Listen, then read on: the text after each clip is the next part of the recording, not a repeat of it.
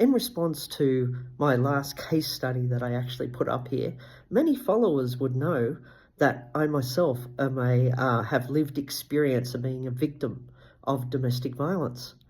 And with my experience and during my relationship, my ex-partner had made serious threats to actually do whatever it took to absolutely destroy me, and making clear statements that they were a black woman of a non-English speaking background and that they could say whatever they want and get away with it, and they would be instantly believed, and that I would not be believed because I was a white Anglo-Saxon male.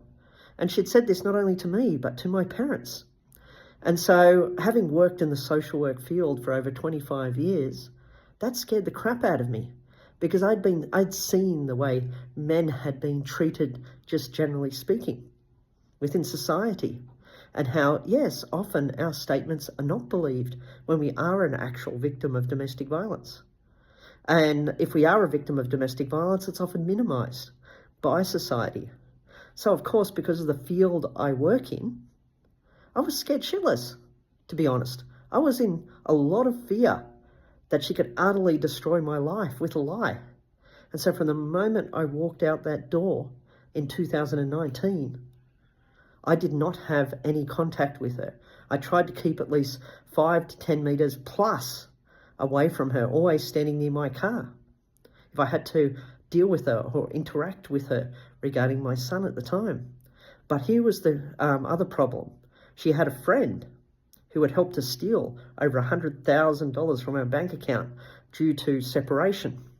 And that friend was willing to lie and do anything for her because they'd been childhood friends and grown up. So they were both from non-English speaking backgrounds, both dark-skinned, Indian, Malaysian.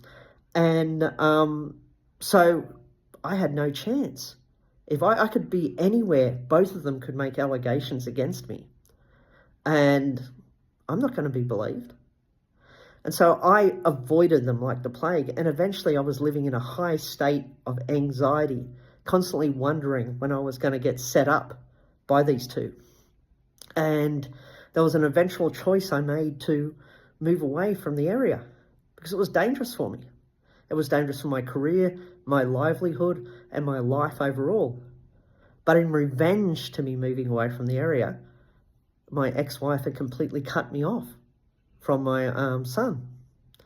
And no phone calls, no video, no nothing.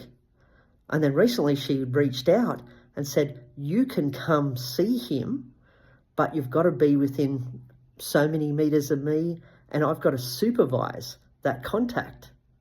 My response to that was, of course, no way would I let my past perpetrator that close to me in an area where her and a friend could potentially set me up for something. Because I am scared. I've created a good life. I've remarried. I'm very happy in my life. And that this person has the potential to destroy it all. And so using my son as bait to get me near her so that I could potentially be placed at risk, no, I was not going to allow that to happen. And I often tell clients that I'm working with that these sorts of tricks can be played by past perpetrators of domestic violence, that they may lure you in with various bait as such, in this case using my love and care for my son as bait to try and get me near her. And so that's a dangerous situation. If you have been a victim of domestic violence, often the perpetrators will lie and manipulate to get you close to them so they can do something to you, whether it's physical abuse, psychological abuse, setting you up for something. There's all sorts of games that perpetrators will play to get you near them.